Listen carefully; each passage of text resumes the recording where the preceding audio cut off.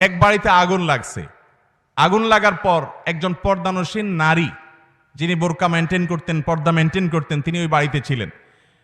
তিনি আগুন লাগার পর স্বর্ণ গহনা যেগুলো দামি জিনিসপত্র ছিল এগুলো সব একত্র করেছেন, করে তিনি বাড়ি থেকে বের হবেন। এই অবস্থা তাকায় দেখেন যে বাহিরে পুরুষরা আগুন নেবানোর কাজ করছে। যেহেতু পুরুষরা আগুন নেবাচ্ছে, সেজন্য উনি আর বাহির না হয়ে ওই আগুন লাগা ঘরের খাটের নিচে তিনি যাই লুকিয়েছেন, যার কারণে আগুনে পুড়ে তিনি শেষ হয়ে মরে গেছেন। এই যে পর্দা করতে গিয়ে তিনি নিজের জীবনটাকে পর্যন্ত শেষ করে দিয়েছেন। পর্দা যারা করে তারা কত খারাপ, কত বাজে। এ হলো গল্প, এ হলো আপনার গল্পের নামে পর্দার বিদ্বেষ আমার সন্তানকে শেখানো হচ্ছে। ভাইরা আমার, আচ্ছা আপনি আমাকে বলেন, কোন বাড়িতে যদি আগুন লাগে, কোন নারী যদি সে আগুনের মাঝখানে পড়ে যায়, পুরুষরা আগুন নেভাচ্ছে, এই অজুহাতে কোনো মুসলমান নারী বের হবে না?